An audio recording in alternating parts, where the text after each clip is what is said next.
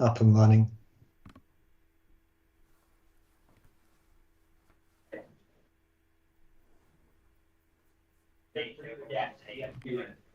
Can I ask everyone to go on to mute, please? Are we recording, Erica? I'm just waiting for a confirmation of the live feed, Richard. Yeah, just confirmation of the live feed, please, Richard. Can you just bear with me for a minute, please?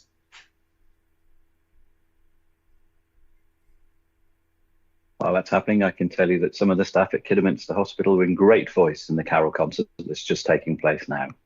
Wonderful. Though most of the staff watched and refused to come down and join in, but those of us who did had a very nice time for the last half an hour. It's lovely. So you sang as well, Simon?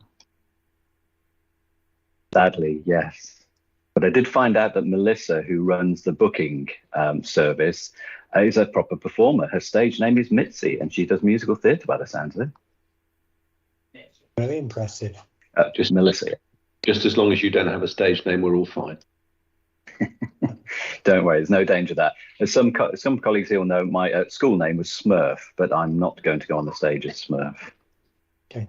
Richard, are we up and running now? Okay, great. Can everyone please go on to mute? Okay, well, welcome, ladies and gentlemen, to this, the final Worcestershire Acute public ball before the Christmas break. And we've had a busy morning already. We've been talking about our work on flow and finances.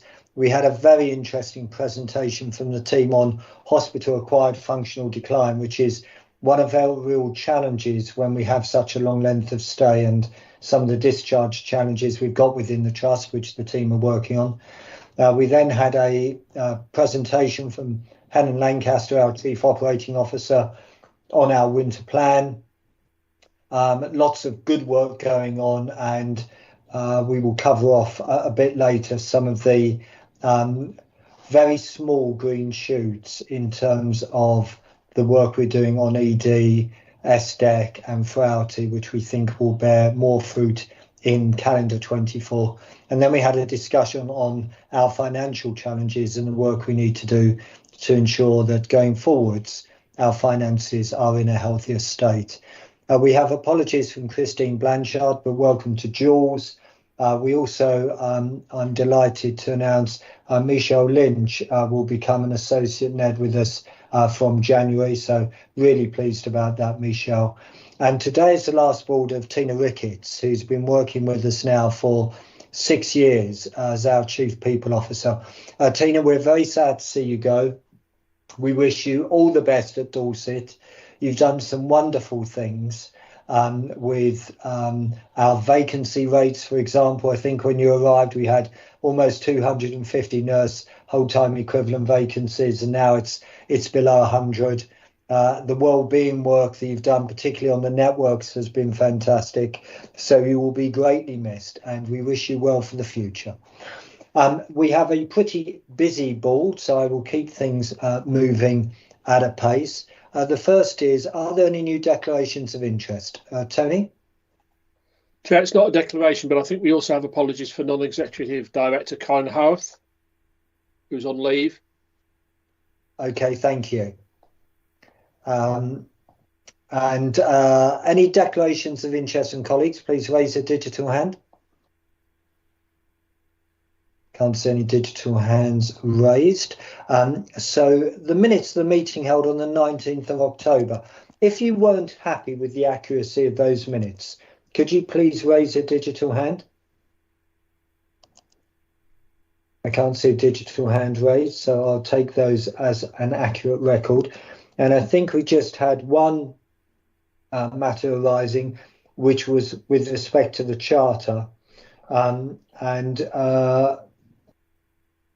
We're going to continue just with regular updates on that, aren't we, Tina? Okay. Yes, we are, yes. Okay, super. So are there any matters arising that colleagues feel I have missed? Please raise a digital hand. Okay, so we'll move on then. It's been a busy week, and it is busy, obviously, with the junior doctors' strike and other things going on. But Glenn, how are you seeing things? The Chief Executive's report, please. Thank you, Chairman. There's a few things in my report, and obviously we'll talk about some of those other operational challenges later on, particularly when we do the performance report. I start by talking about the NHS finance position and the productivity challenge, and a lot of this stems from a financial reset process that's gone on across the NHS as a result of a request for the Treasury for additional money. So 2 billion was asked for and 200 million was given.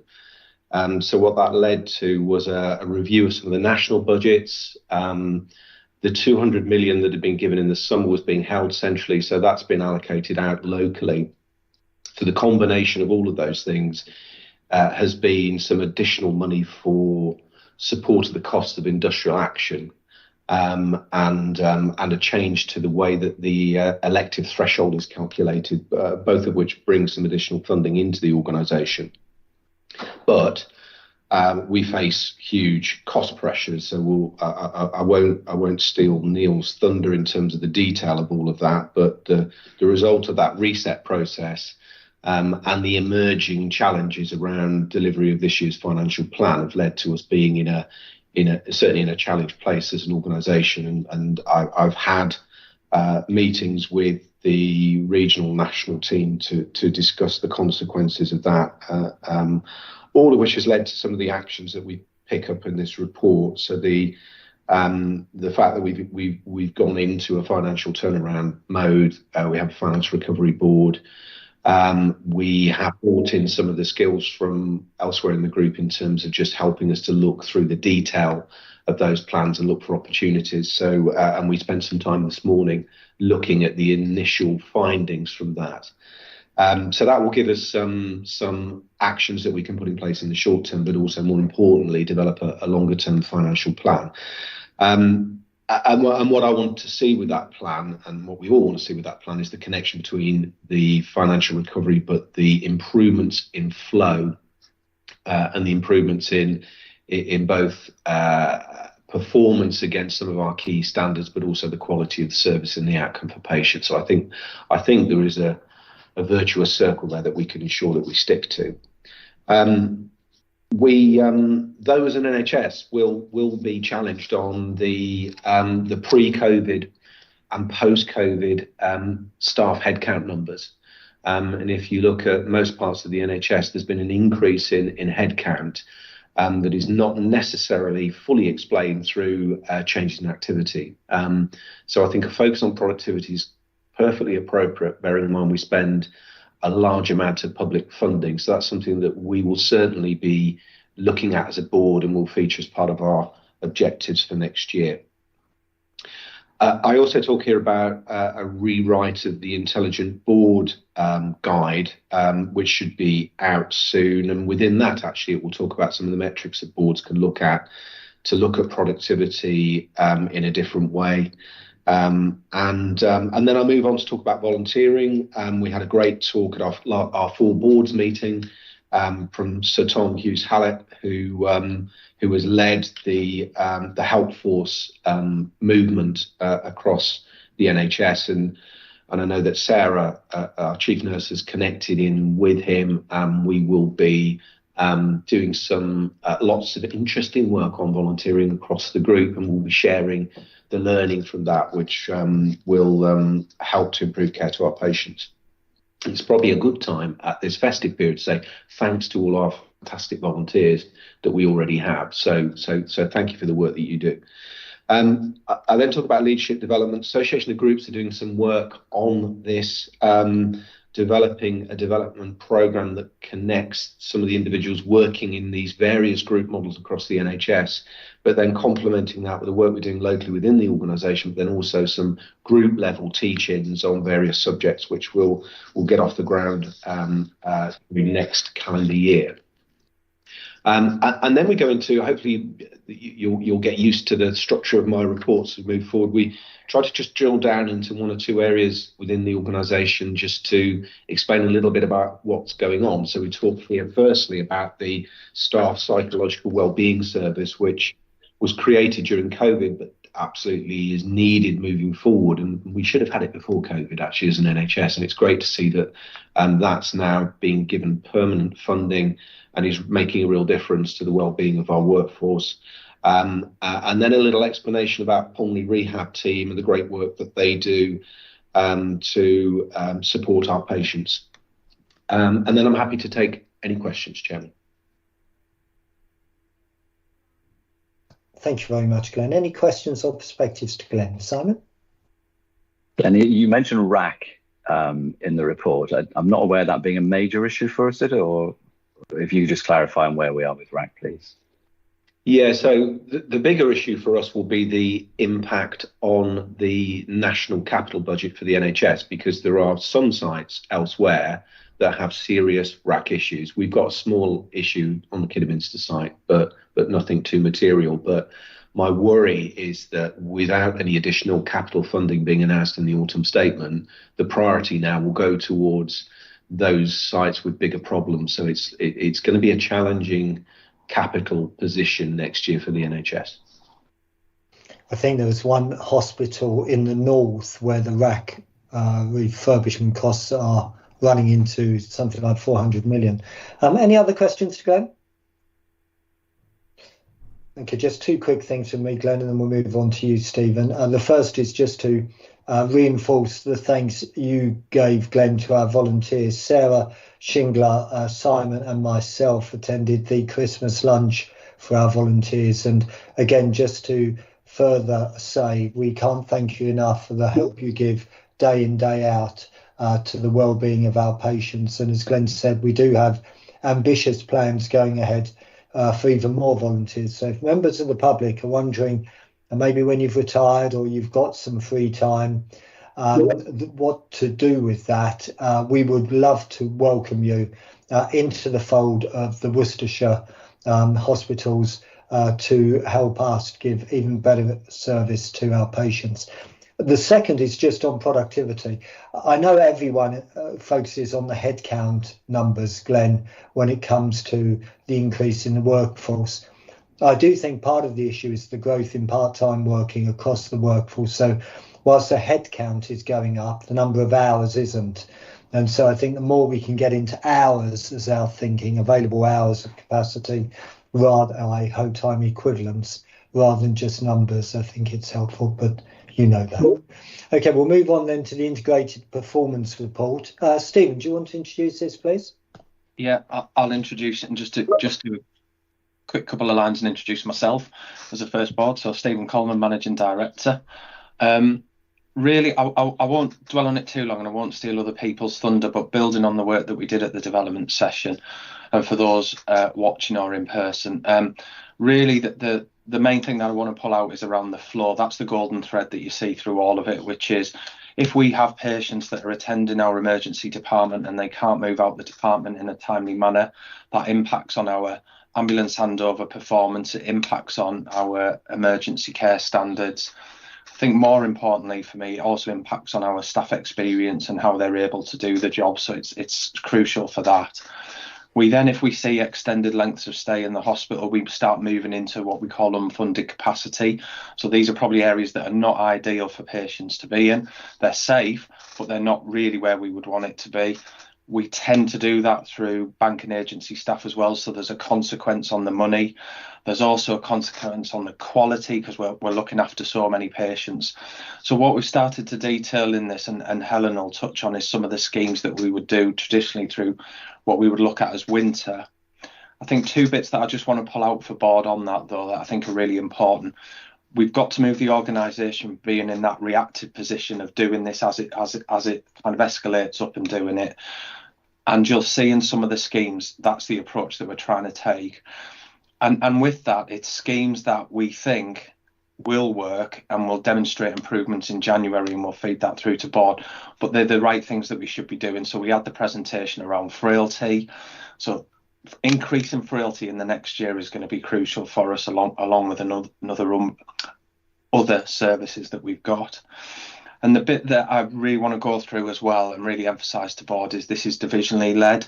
So these are our clinicians that are coming up with these ideas and are working on them. So there's a high degree of buy-in from the divisional leadership teams around the success of these, and we'll track it very closely. We're still in tier 2 for urgent and emergency care, which is the national kind of escalation. So tier 1 being the most challenged areas, we're in tier 2. It's particularly around long ambulance waits, and we're really focused on that. Just the other bit on performance is around cancer, and Helen will touch on it. We've got 2 areas that we're working really hard on that are causing us the challenge: dermatology and urology. We've had a number of visits. We're looking for support from others in terms of how can we improve, what do we need to do that. So we're working through detailed plans on that. That we're in tier 1 for that, for those cancer performances.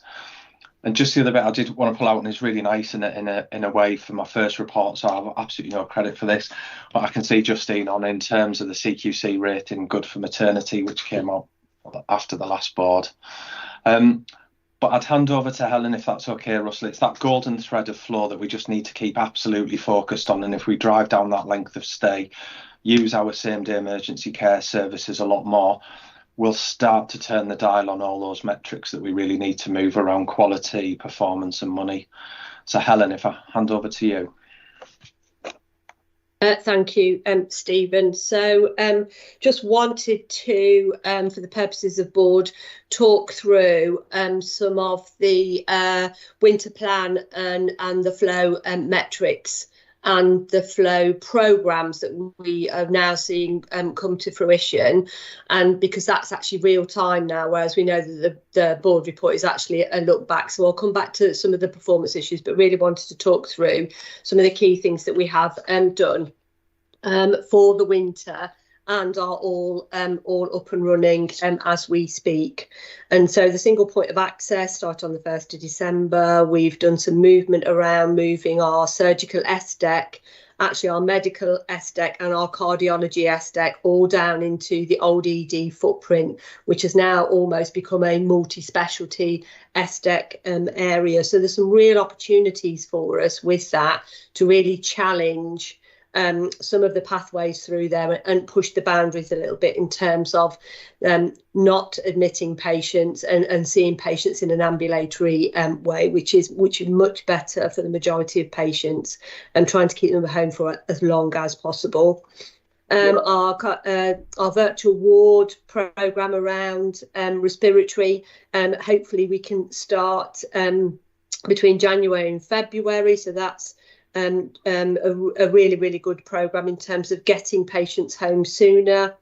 We've got a number of additional things that we've done around supporting weekend working with junior doctors to support further discharges, and we've also opened some additional capacity. So we've opened 2 wards, one here on the Worcester site at 22 beds and 15 beds at the Alex, and then an additional beds 8 beds, which we had to do when we had a norovirus outbreak on medical SDEC, and then we've got 24 flex capacity beds open.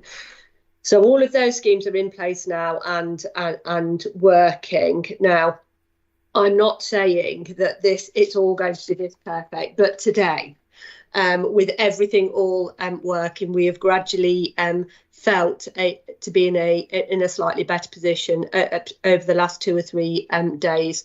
So we came in this morning to only 1 ambulance handover delay over the hour during the night on the Worcester site, and that was that could have been avoided. That was a bit of a mistake. And Neil, I think you were on call last night, and you told us that actually it was where the ambulance had parked. And then we've only had 4 at the Alex, and so in terms of that performance, and that they were overnight, they were from midnight, but since 6 o'clock this morning we've had nothing. We have flow in the ED, so we have capacity in the ED, empty cubicles, and that's allowing us to move the long waiters out of ED into the beds that we have got. And we have got our bed occupancy currently at the moment is 95%, which means that we have got flow. So there's some real positives across across the organisation in terms of supporting that flow. It feels better for staff. It's much safer for patients, and actually we're driving then that ambulance handover performance really strongly now in terms of holding the line on that. So this is what having capacity does, having good schemes, putting things all in the right place. It gives us that flow to start to make the difference. So it's really imperative now that we start to drive down the length of stay across the whole organisation. It's about 8.4 at the moment across the non-elective pathways. It needs to be closer to 6, and if we can get it to 6, then we fit in the bed base without boarding, without corridor care and all of those things, and that's where we need to be, so that we fit into our bed base. So the teams are all fully engaged in that sort of small amount of schemes, because we absolutely know they work. And as Stephen was saying, we're taking that opportunity to test all of these things during winter, because many of these things really should be our business as usual, but we just need to demonstrate that they work. So that's really that first point, Russell, that I wanted to discuss. I do have another slot later on where I'm talking about the performance, so shall I finish there? Or do you want me to keep going? No, just keep on going, Helen, okay. Because like you said, the performance is historic. So it's what you've just said is more helpful. So if there are any, people can obviously read the report. Ladies and gentlemen, the report is available for public consumption. But if there are just any sort of relevant points to today out of the report, that would be great. But what you've done already has been very helpful. Yeah. Thanks, Russell. So just a few key points on the positives. The Trust met the national milestone for the 28-day faster diagnosis standards in cancer. So during October and November. So that's really positive. And we have had a intensive support team visit from the cancer team, and we've received feedback on that, and there is an action plan that's going through Cancer Board to address those issues. I just wanted to we've had the new theatres obviously opened, and we are improving our elective recovery positions. The only thing that we're slightly under is our inpatient and day case activity, but we're over plan for all of our other metrics in terms of our elective recovery. So really positive on that. Positive position on DNA rates and PIFU. I think the challenge for us, as Stephen said, is cancer. And we have two particular specialties that are causing the majority of our 62-day backlog and the challenges in our faster diagnosis standard, and that's urology, which we're receiving mutual aid support from Northampton, and there's a significant plan around urology, and we approved a business case in Trust Management Board yesterday to start to improve the diagnostic pathway through urology. And the other one is skin, and that's I think the board fully has been cited on the challenges that we have with our dermatology and our skin service. So they still remain our two challenge specialties, but cancer is recovering across all of the other tumour sites. So if we can make some inroads into urology and dermatology, then our cancer performance will recover a lot quicker. So there are plans in place to do that. I'll just take any questions then, Russell. Thank you, Helen. Very helpful. Board colleagues, we've been well briefed and versed in a lot of what Helen's been briefing us on just now. Any questions or perspectives to Helen? Simon? Just a couple from me. Very pleased that we've got the single point of access working now. Previous board meetings, we would get stats demonstrating how many people didn't need to be in our A&E, and they were generally over 20% at the Royal in Worcestershire and sometimes over 30% at the Alex. So hopefully we're going to see some real positive impact through the single point of access, and I look forward to that data coming out in due course. Just a question on, as you go through the IPR, a number of the sections have as a risk clinical engagement. And I just wonder if you could describe what that is and what we're doing about it, if it is a risk. It was in several of the sections. Thank you. Yeah, thank you, Simon. And this is something that the exec team have been, we've been working on with the divisions, particularly through the triumvirate. So it's Sarah, myself, and Christine, and also Stephen, since he's coming to post, is really thinking about how we get the divisions really to own some of the challenges, but also come up with the plans to make things better, because they absolutely do have all of that knowledge, all of that experience to be able to think, well, what would make that difference? So those are the conversations that we are having, asking the teams to start coming up with those solutions and really trying to give them the permission to get on and do the things that need to be done. We've also talked about the potential of about merging the UEC division and the specialty medicine division, and really work on. I've just met with one of the clinical leads in between the board workshop and board now, really to talk about so what would our plan look like moving forward around how we engage a number of those clinicians in the things that we need to do, particularly around driving down that length of stay, because that's the key driver for us. Because if we can drive down the length of stay, it makes a difference across everything. Also talking to the surgical division around how we can maximise those opportunities through a number of specialties, and how we right size some of the bed base. And if we right size some of the bed base for the surgical specialties, there's our expectations around what is then delivered, but asking them how they think that should be done. So they're the types of conversations that we're starting to have, Simon, and I'm hoping that will start to pay off, because the winter schemes have all come from the divisions in terms of what they think should be put in place and working. So the proof will be in the pudding. No, thanks, Helen. Guys, we've got an awful lot to cover, so can we keep questions and answers as short as possible? Richard? Will do. Thank you, and thanks, Helen. I'm very positive about what you've said and the things that I've seen put in place and the first results that you're seeing. One thing that I didn't really read is how we kind of bring our outpatient follow-ups further down. Is there anything done on that?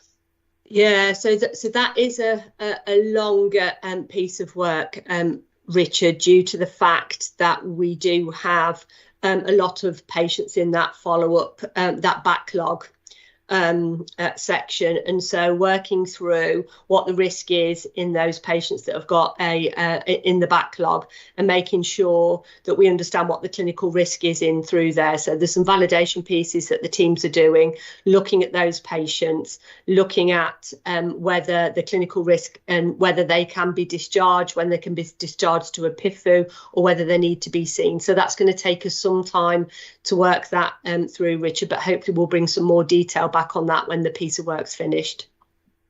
Thanks, Helen. Thanks, Richard. And finally, Neil, then we'll move on. Yeah, thank you, Russell. I just wanted to come back to the winter plan. As Helen said, I was on call last night. I can confirm it is brilliant. It does work. However, as we discussed earlier in the day, it's not currently affordable within the projections that we've got and the plans that we've laid out around winter by about 400,000. We agreed with Helen the mitigation plans very much built on doing the right thing for patients, reducing the length of stay. Clearly, if we don't achieve that, that is a financial risk to us, and just wanted the board to be aware of that. Yeah, no, thank you, Richard. We did discuss that. Neil, we did discuss that earlier. Glenn? Yeah, I'm sure we'll touch on this later as well. I think the key for me on this is if we manage urgent care appropriately in the way that Helen's described, with capacity in all the right specialties for the patients to go into their beds first time, that will give us elective capacity also that will ensure that we deliver our income target. So I think whilst there is a cost pressure here, failure in those other ways, as well as being not the right thing for our patients, would cost us more money. Yeah. No, we're definitely, with a length of stay of 9 days, going back to the hospital-acquired functional decline, our patients, non-elective patients, are staying too long in our hospitals. We need to help them get home faster, and that will create flow. Thank you very much, Helen. Thanks for your hard work. Great summary. We'll move on then to quality and safety. We've got some good news on maternity. Lovely to see Justine on the call as well. But I'll start off with Sarah. Sarah, over to you. Thank you, Chair. You've got a really detailed report on quality. So I am pleased to see that, as you'll see, that the hospital-acquired harm is reducing, and I think that's testament to the staff and the hard work, given the challenges that we do have at the front door and the extra escalation areas that we have got open. But there's nothing, Chair, that I really want to escalate, and happy to take questions along with Jules. Yeah, no, that's Jules, is there anything you want to add? I know you're standing in today for Christine, but anything you want to add on quality of safety? No, thank you, Chair. I'm happy to take our section as read and happy to take any questions as necessary. Okay, great. Any questions or perspectives to Sarah or Jules? Richard? Yeah, just one related to this section, and that is really the action plan related to fractured neck of femur. This has been a topic that's been on the agenda for a couple of months already. Any progress on this? Jules, you taking that? Yeah, happy to. Thank you, Richard.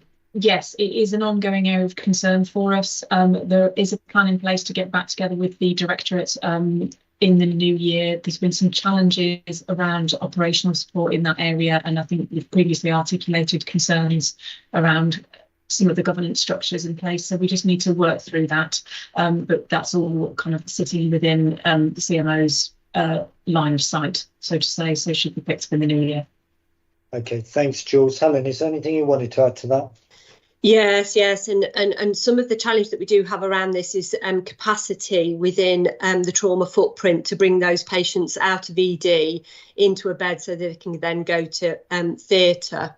So obviously flow here again is the key. So if we're not outlining from the medical point of view into the surgical beds, then we've got surgical beds that are free then to bring the fractured neck of femur patients through. So we've extended the SAU footprint so that there's the ability to bring more patients through SAU to be able to support some of that early assessment and see as many patients as we can do to see whether they can go home or not, so that we're starting to free that capacity. There's a further stage that we'll need to be thinking about the other side of Christmas, probably towards the end of January, where we potentially right-size the surgical footprint, which puts some additional beds back into trauma, which will then allow all of the NOFs to go straight to a bed in the trauma footprint, so they can then go straight to theatre. So there is a plan there. It's just going to take us a little bit longer to resize that. No, great. Thank you, Helen. Thank you, Richard. And Tony? Yeah, thank you, Chair. My question's about delivery of performance on Sepsis 6 bundle, because we seem to be in a bit of a downward trend over the last few months. And it seems to be a bit of a mixed bag in terms of what we're delivering better and what seems to be a struggle for us. So I'd just like to hear the level of confidence that we can turn this back into an improving performance, please. Thank you. Sarah, do you want to go on that one, or? It actually sits with the CMO, Russell, so I'm going to go back to Jules. Thank you. That's fine. I'm happy to respond to that, Chair.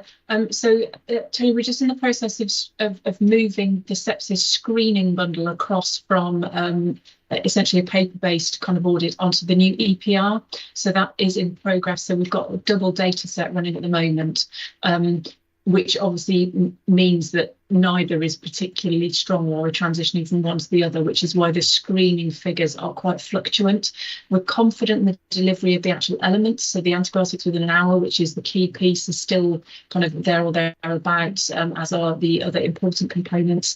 And we're just tracking our mortality indices as well with sepsis, and those are still very well within expected range. I'm optimistic, so we're doing quite a lot of work with the clinical EPR team just to try and iron out some of the teething problems with that data transition from one to the other. But it may well be still fluctuant for a bit until we get that data capture right. So it just to warn the board, the screening element may still be a little bit unpredictable for the next month or two until we just iron all those bits out. Okay, thanks, Jules. Keep us briefed, because obviously it is a concern. Okay, colleagues, we'll move on then to the workforce part of the pack. Tina, what would you like to pull out here? Just some good news to start off with. We're still seeing an improving trajectory for our staff turnover and our vacancy rates, and we're on track to deliver our workforce plan for this year. The three areas of concern for me are agency spend. We're not seeing any reduction. In fact, we're seeing an increase this month, particularly around medical. So we are focusing on our medical recruitment and obviously working with the divisions on plans to swap out the high cost agency where we can. Part of the agency has been driven by the increase in sickness absence. This month, we have seen an improvement in the long-term sickness absence, but we are seeing an increase in short-term sickness absence, and we've got lots of cold flu and COVID around at the moment, with people being more sociable in the festive period. So that's a focus for my team as well. And then the third area of concern is the job planning regards to compliance but quality. And we do need to do a big piece of work about for that, and starting with a demand capacity profiling to make sure the job plans are aligned to what we need to deliver. But we made a first step in that today by agreeing the job planning policy through Trust Management Board this week, and that gives us a platform then to start doing that demand capacity modelling. So happy to take any questions. Great, thank you, Tina. And just obviously, because we're now in December, this report refers to some time ago. So are we seeing any improvement in those agency spends now? No, we're not. We're still seeing the agency rate slightly deteriorated in November, and we're still seeing it being challenged this month as well due to the sickness absence. Okay, great. Thank you, Tina. Questions and perspectives to Tina? Obviously essential we grab and control that agency cost, which we've talked about. Richard? Yeah, very quickly. I actually think it's going to go up a little further, Russell, given the winter. But aside from that, I think job planning is the really important topic here, Tina. And it's great to have the policy. Is there any expectation on when you think we're going to have improved job planning, especially in surgery? We need to start. This is agreed as the executive team as a priority piece of work, and I think in the board's development session this morning around the demand capacity piece, and that's the bit that we need to do first to be able then to make sure we've got the right job plans in place. So if I can come back outside of the meeting, Richard, with a timeline for that, please. Okay, thank you, Tina. And Karen? Thank you, Chair. Tina, just to go back to the agency spend, and obviously I'm aware that there's been a significant amount of work and research and understanding our position and what the drivers are behind that. And I guess I just wanted to test the level of confidence now in relation to the controls that we've got in place, and whether we feel that that has tightened up and that we're comfortable with the level of controls we've got in place for authorising bank or agency spend. So on for non-medical, yes. For medical, there's still some room for improvements. We have got a standard operating procedure in place, but we're still seeing a number of retrospective approvals coming through. The main difference between the two staff groups is we've got all of our clinical workforce on e-rostering, where we've got different e-rostering systems and not that oversight for medical. And that's something that we need to put in place to make sure we've got better controls. So it's still work in progress, but we have got regular audits being undertaken, and we've got the internal auditors doing that review of the medical bank and agency in January. I was going to come back, but I'll leave Glenn to. Yeah. Glenn? Yeah, so this was an area that was reviewed as part of that piece of work I referred to earlier, which we had a little bit of feedback on in workshops. So I think the controls around agency and recruitment are reasonably solid. We'll look at this in more detail in the Finance Recovery Board, but I think for me, the separation between the day-to-day use of agency versus the additional areas that we've actually decided that we're opening up for capacity would be a useful way of separating those 2 points, because some of this we're planning to do and some of this needs a bit more grip and control. Okay, thank you. Karen, did you want to come back? No, that's fine. Glenn's covered it. Thank you, Russell. Okay, super. Okay, we'll move on then to the finances. Things still very tough, Neil, but we're sticking with our forecast. Anything you particularly want to pull out? Not really, Russell. As you rightly say, with the challenged areas are those that we've already discussed those, really, haven't we, in terms of agency, high costs of insourcing in order to support delivery of the key targets. But we've got some exceptional unplanned items as well in there. We're still projected 34.9 million deficit, and as Glenn identified in his report earlier, we have invoked a turnaround approach, a different approach with the divisions now, on targeting some improvement in the run rate for the end of the financial year and the start of next year. If I could just touch, Chair, if you wouldn't mind, on capital. Capital, NHS England is lagging behind somewhat in issuing memorandums of understanding for additional public dividend capital. One of those areas in particular, frontline digitisation, we're continuing with the spend ahead of the MOUs coming through, which does present a potential risk that I need the board to be cited on. But I'm continuing, or we took the decision at the Capital Planning Delivery Group that we should continue as normal. The business case has been signed off at the start of the year, but there is a potential risk as we're not getting traction with the money coming through at this point. Just want the board to be cited on that.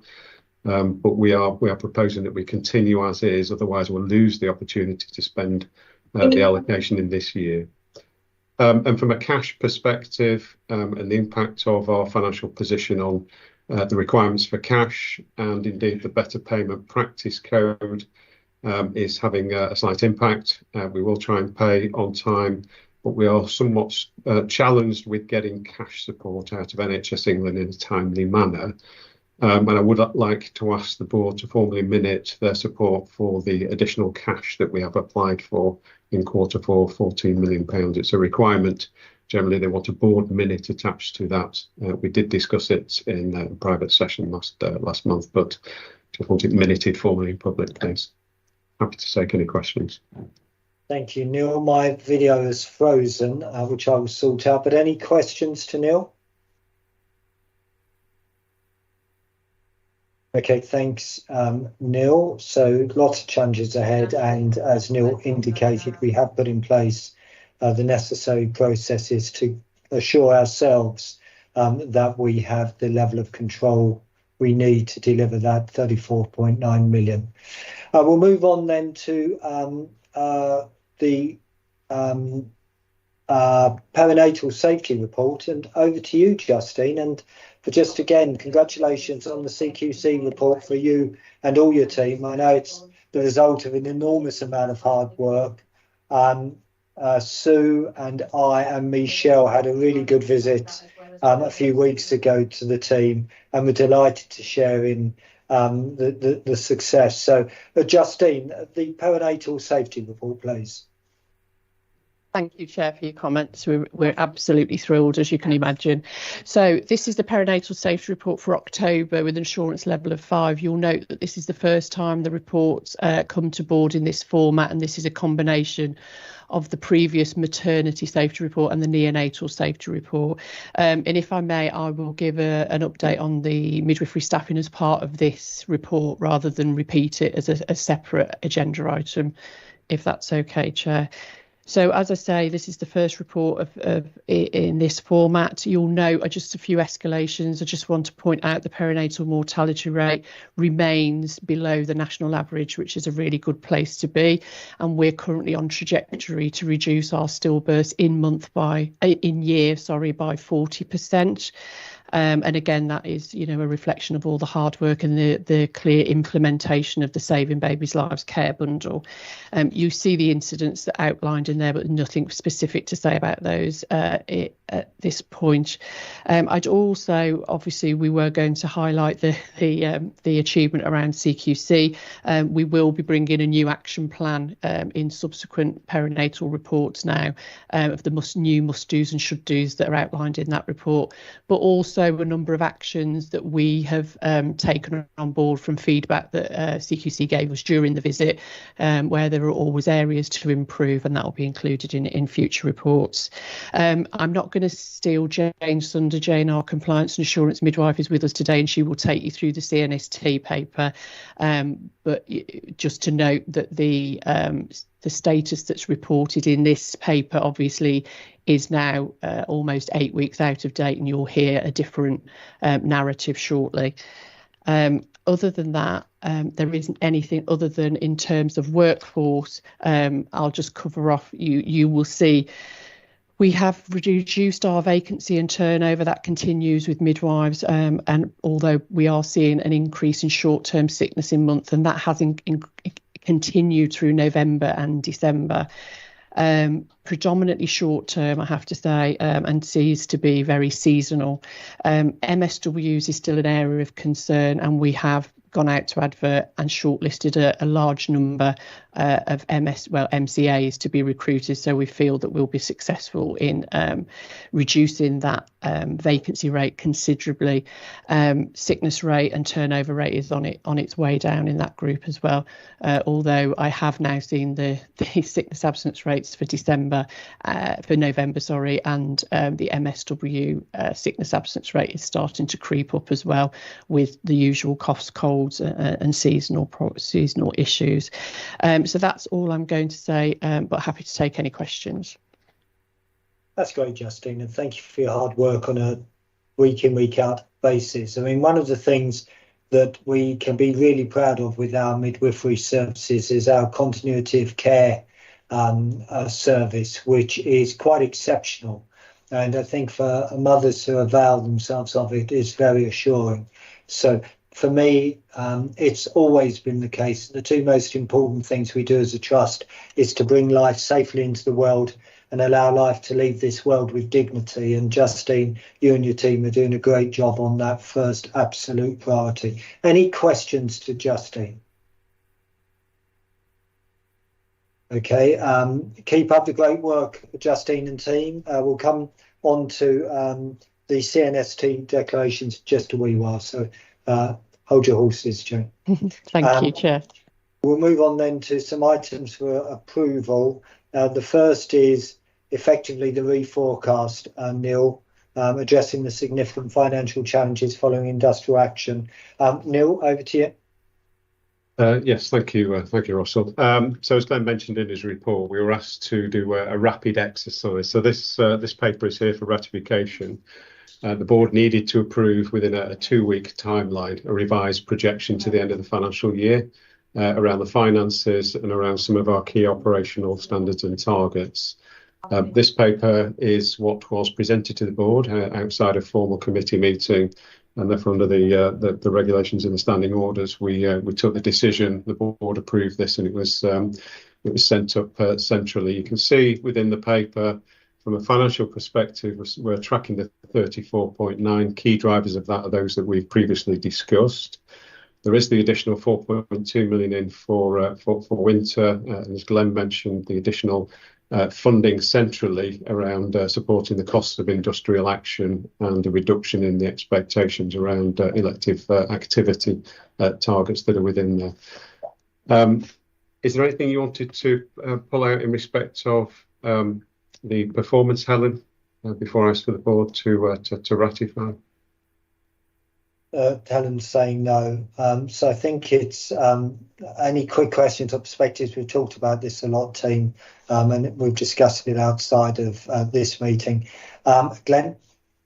Yeah, just to emphasise the support to cover industrial action costs, and indeed this forecast was based on industrial action that had happened prior to this week. So obviously we've got industrial action happening now and in January, which will add extra costs that we need to ideally seek additional funding from the centre, but try and manage within our forecast. Yeah, no, well said, Glenn. Okay, so this is just for ratifying. We've previously approved it. Any issues with ratification, please raise a digital hand. Okay, super, duly noted. Thank you, Neil, for all the hard work you and your team put in during that intense period. Now we'll then move on to the Patient Safety Incident Response Plan. Sarah, what would you care to pull out of this? So we have got Alan with us, Russell, but if I just briefly introduce and then we can answer, Alan can answer any detailed question as needed. So this incident response plan will replace our serious incident framework as part of the National Patient Safety Strategy published in 2019. As we can see, it's been through every committee within the Trust, so hopefully the board will be able to approve today.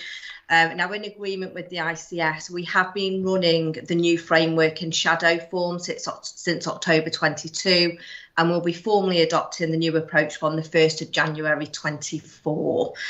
Final approval is with the ICS, so I'm looking for two things from the board. One is to approve the new framework and new way of working, and two, to submit our framework to the ICB for approval. And I'll stop there. Perfect, thank you. And Alan, can I just thank you for all the hard work that's gone on behind the scenes. This is an immense piece of work, and we're very grateful for everything you've done in sort of making it happen. Any questions or perspectives to Alan or to Sarah?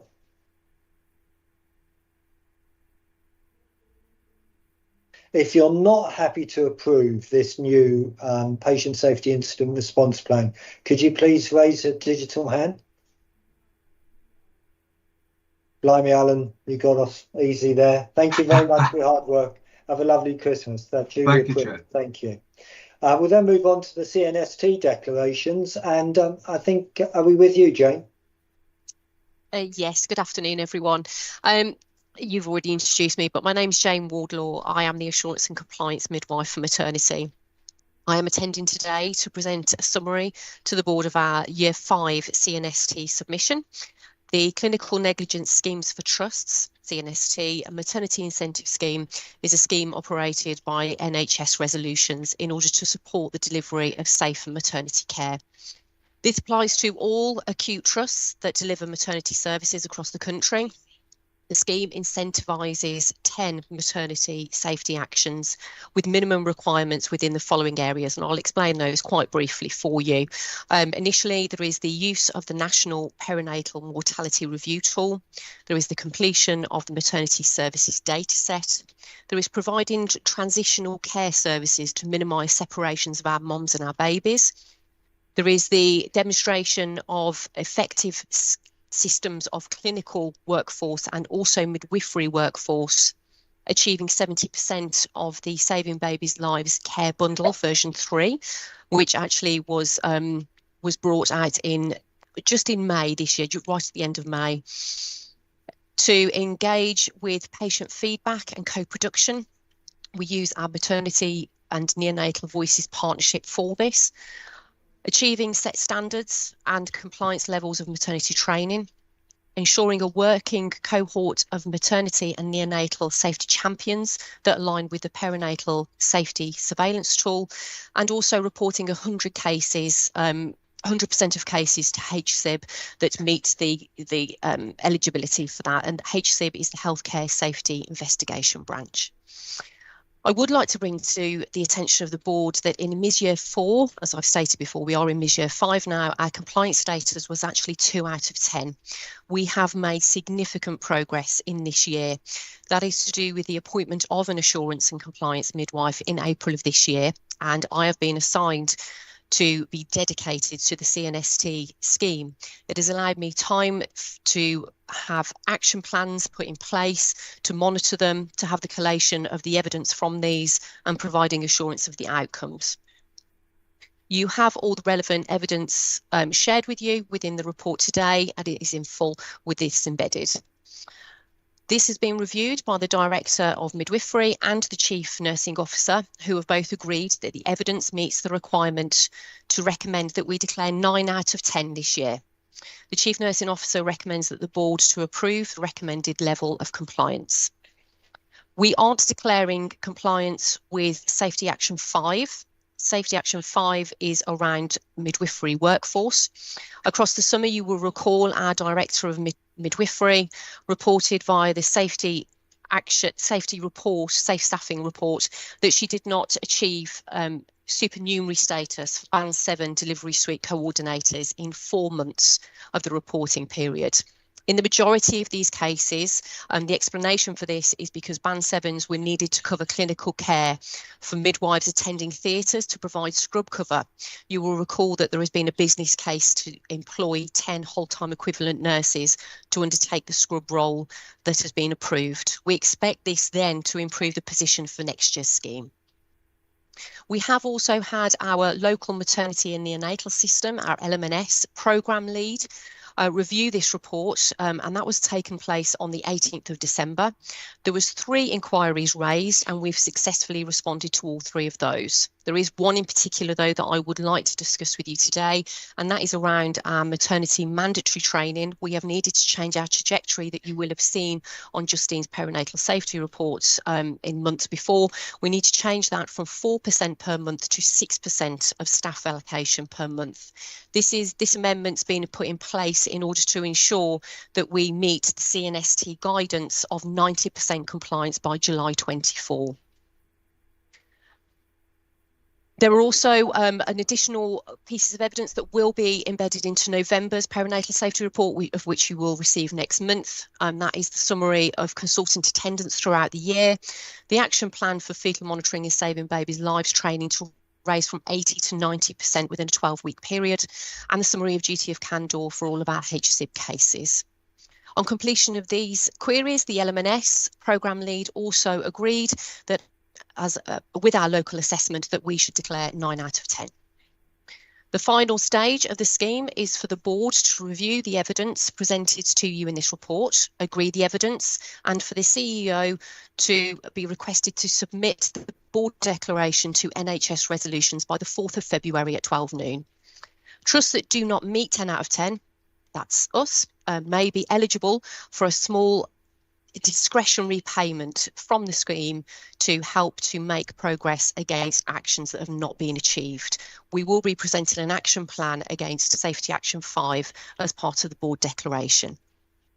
I will pause there, and if anybody has any questions, I'm happy to take them.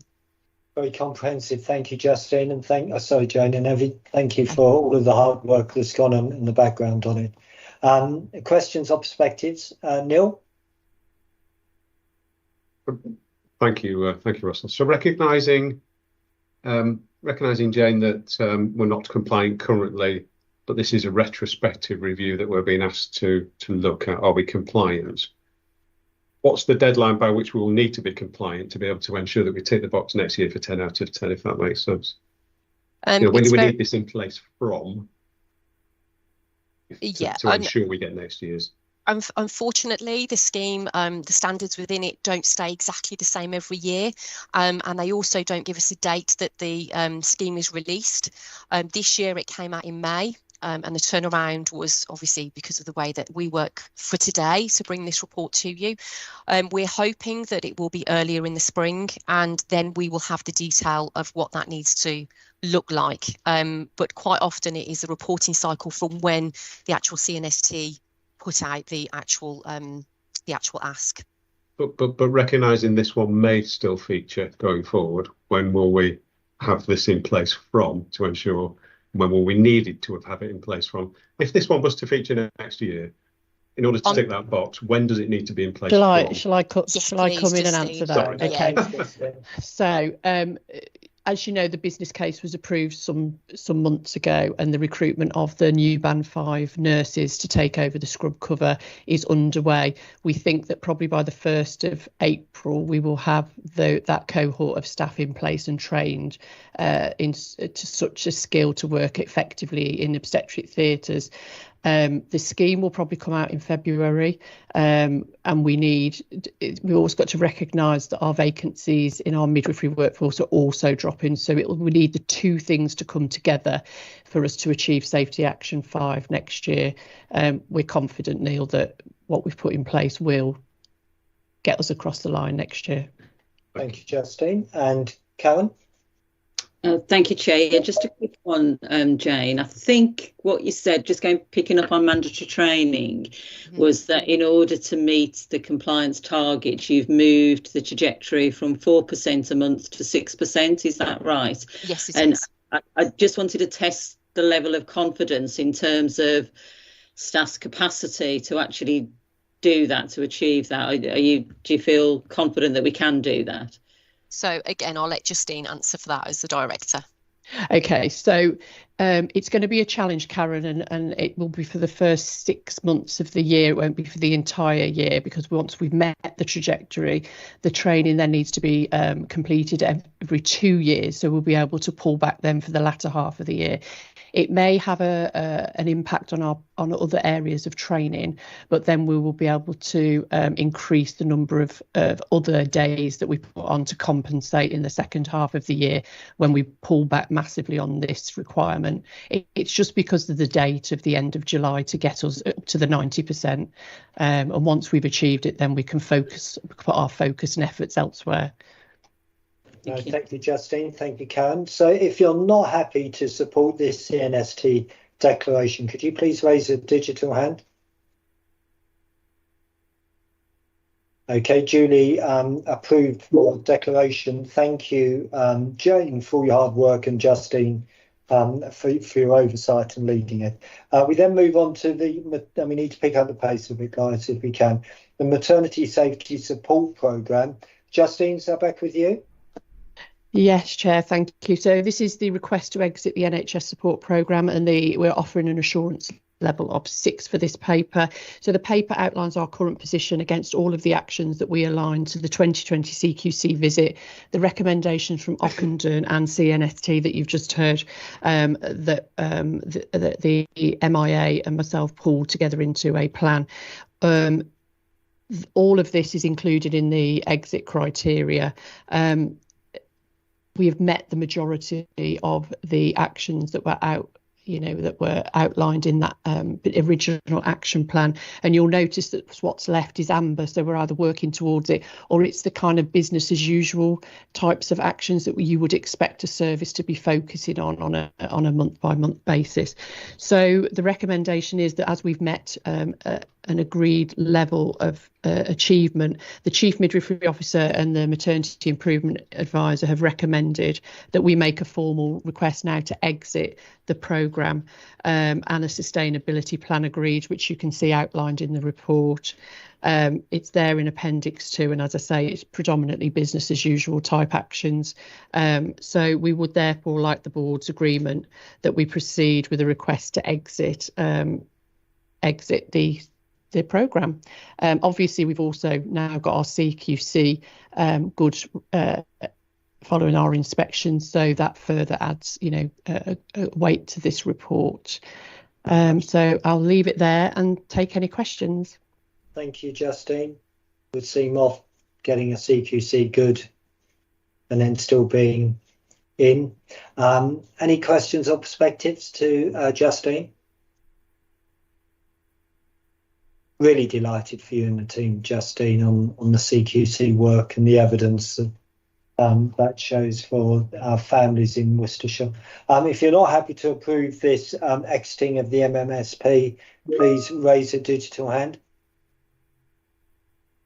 Duly approved. Let's exit. Thank you, Justine. We then move on to some items for noting and information. The first is the communication and engagement report.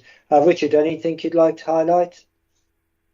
Thank you, Chair.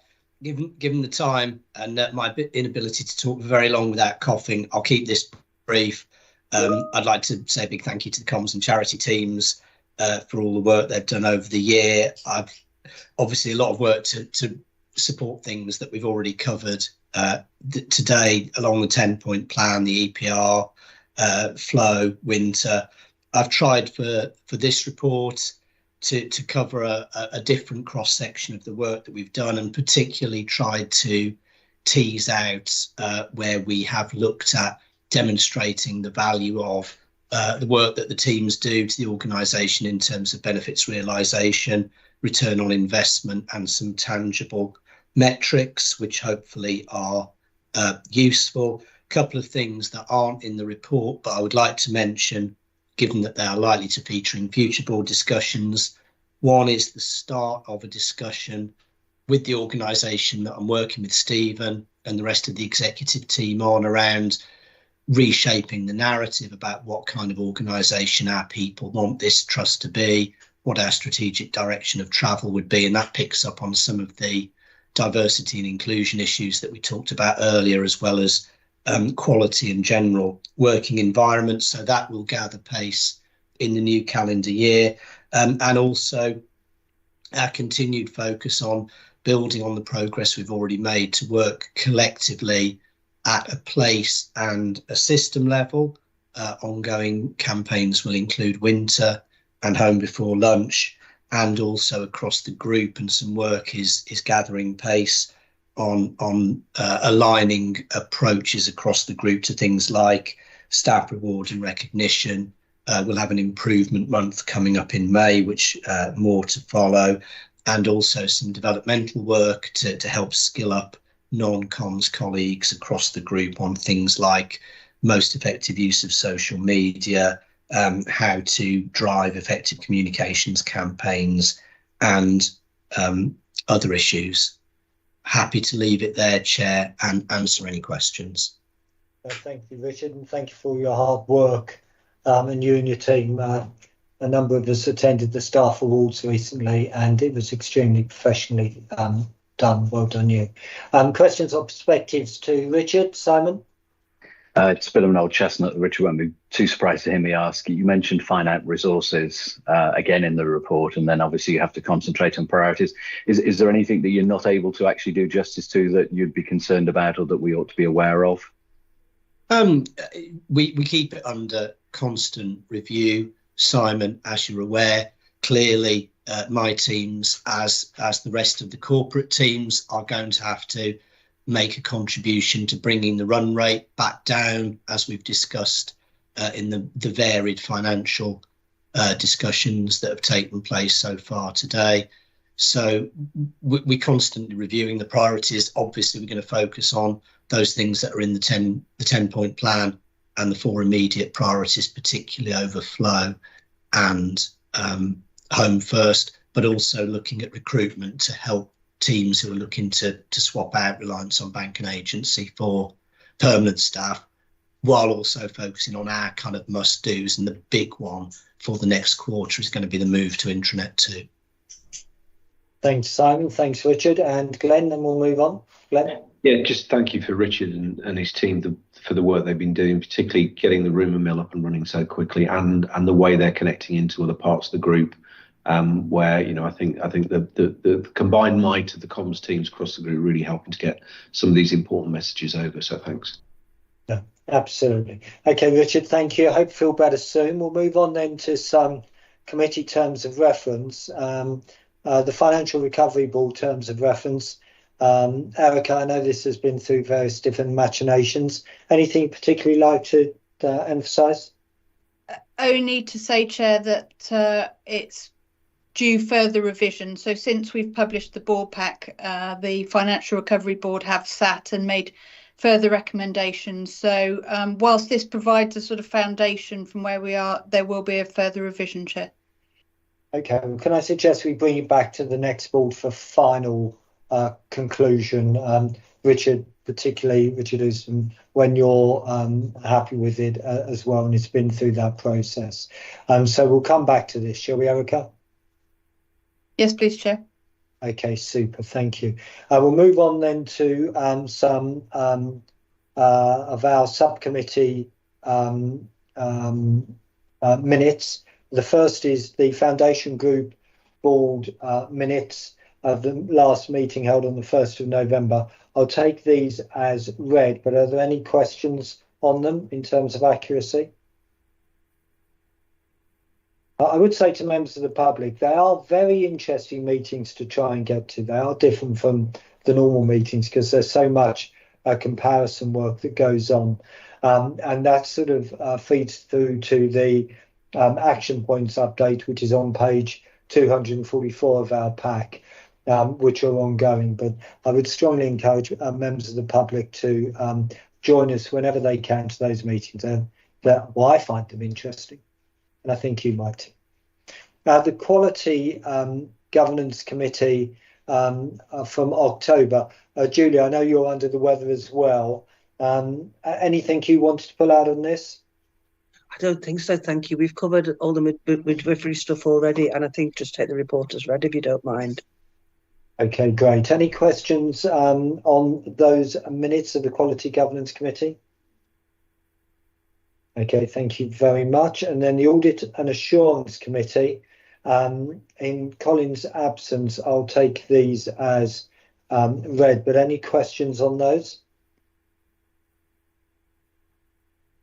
Okay, thank you everyone who's involved in that meeting. And then we've got the People and Culture Committee from October. Karen, anything you wanted to pull out on those minutes? Just one brief thing, Chair, and simply because these are the minutes from October. We had another meeting on the 5th of December, and we discussed again the issue of freedom to speak up and how we might become, which we have a very good process for in the organisation, but we wanted to improve some of the transparency around how we share some of the themes and outcomes in an appropriate way across the organisation. So it was just to state and confirm that that's a piece of work that we're taking forward as it's a recurring theme.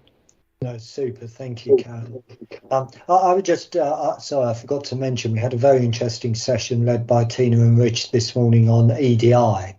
But on the subject of freedom to speak up, I'd just like to make a general point to colleagues. You absolutely have the right, and you're encouraged by me, the chairman, and I'm sure all of the board, to speak up on any issue which causes you anxiety. Obviously, ideally, you do that through your management line, but if for some reason you feel unable to do that, there is a freedom to speak up guardian. The reality is the best organisations in healthcare are those where freedom to speak up is just part of the way we do things, and that we are encouragers of people to be able to speak up on areas of concern. So I'd just like to emphasise that to support what Karen's just said. Any other questions to Karen? So I think we're on to any other business, board colleagues. Any other business? Please raise a digital hand.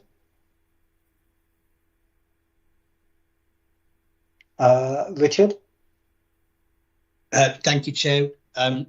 You mentioned earlier the importance of supporting patients at the start of life and at the end of their life. And if I could just give a very brief plug to our Christmas appeal, which is why I've deviated from the corporate backdrop. We're trying to raise £20,000 to provide 20 additional day beds so that our palliative and end-of-life care team can provide a better experience for families who are spending the last few hours at the bedside of a loved one. It can be donated by the web link behind me or by texting daybed to 70460 to donate £5. Text will cost the donation amount plus one standard network rate message, and we are very grateful for the support we've received so far. Thank you, Richard. Can't see any other business from colleagues. The only other business from me is to wish everyone a very happy Christmas. Stay safe. Hopefully it won't be too icy. So for members of the public, look after yourself, stay warm, stay mobile. This is a very lonely time of year for many members of our community. So if you know someone who's on their own, or you think someone may have lost a loved one during the last year, a friendly smile, a knock on the door can make all the difference to someone's feeling of loneliness. So any questions from members of the public? Have we been notified of any, Erica? I haven't been notified of any, no, Chair. Okay, for members of the public on the line, is there any question you'd like to ask us as a board? Please either raise a digital or a physical hand. Okay, can't see any hands raised. So I wish you well. Look forward to seeing you soon. For board colleagues, we need to stay on the line, I think, for the trustee meeting. Is that right, Erica, or is it another Darling? Joe can confirm. I think we stay on. Okay, stay on, please, yeah. Okay, thank you, Joe. Merry Christmas, everyone. Take care. Thanks, Alan.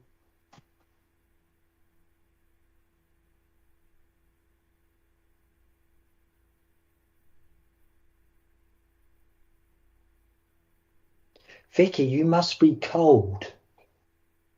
Every time I'm looking at you, because your hood is... It's not. It's the back of the chair, Russell, and it's my hair's got bigger as the day's gone on. I was trying to work out whether you had a sort of a Canadian Goose, very expensive hoodie. No, or no, what no. was going on. No, and the hair, just because it's curlier and it's like a bit cold today, it's going really, really curly. So there we go. And it's very windy out there. Very. That's the next thing.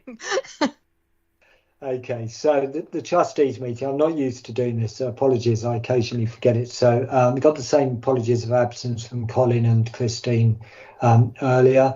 Any declarations of interest for this meeting, please raise a digital hand.